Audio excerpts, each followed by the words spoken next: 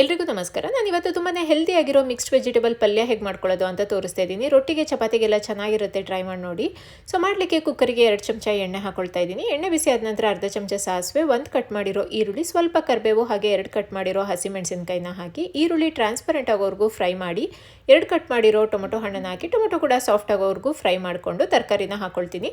ನಾನಿಲ್ಲಿ ಸ್ವಲ್ಪ ಜವಳಿಕಾಯಿ, ಹೀರೆಕಾಯಿ, ಆಲೂಗೆಡ್ಡೆ, ಬದನೆಕಾಯಿ ಮತ್ತು ಮನವರೆಕಾಯಿ, ಸ್ವಲ್ಪ ತೊಗರಿ ಕಾಳನ್ನ ತೊಗೊಂಡಿದ್ದೀನಿ. ನಿಮಗೆ ಯಾವುದು ಇಷ್ಟ ಬರುತ್ತೋ ಆ ತರಕಾರಿನ ಹಾಕ್ಕೊಂಡು ಎಣ್ಣೆಲೆ 1 ರಿಂದ 2 ನಿಮಿಷ ಚೆನ್ನಾಗಿ ಫ್ರೈ ಮಾಡಿ ನಂತರ ರುಚಿಗೆ ಉಪ್ಪನ್ನ ಹಾಕೊಳ್ತಾ ಇದ್ದೀನಿ. ಹಾಗೆ ಒಂದು ಅರ್ಧ ಚಮಚ ಸಾಂಬಾರು ಪುಡಿನ ಹಾಕೊಳ್ತಾ ಇದ್ದೀನಿ, 1 ಚಮಚ ಖಾರದ ಪುಡಿನ ಹಾಕೊಳ್ತಾ ಇದ್ದೀನಿ, 2 ಚಮಚ ತೆಂಗಿನ ತುರಿನ ಹಾಕ್ಕೊಂಡು ಸ್ವಲ್ಪ ಕಟ್ ಮಾಡ್ಕೊಂಡಿರೋ ಕೊತ್ತಂಬರಿ ಸೊಪ್ಪನ್ನ ಹಾಕಿ ಮತ್ತೆ ಒಂದ್ಸರಿ ಎಲ್ಲದನ್ನು ಚೆನ್ನಾಗಿ ಮಿಕ್ಸ್ ಮಾಡಿ ಕನ್ಸಿಸ್ಟೆನ್ಸಿ ನೋಡ್ಕೊಂಡು ನೀರನ್ನು ಹಾಕೊಳ್ತೀನಿ. ನಾನು ಸ್ವಲ್ಪ ಡ್ರೈ ಮಾಡ್ಕೊಳ್ತೀನಿ, ಹಾಗಾಗಿ ಒಂದು 1/4 ಲೋಟ ನೀರನ್ನು ಹಾಕೊಳ್ತಿದ್ದೀನಿ.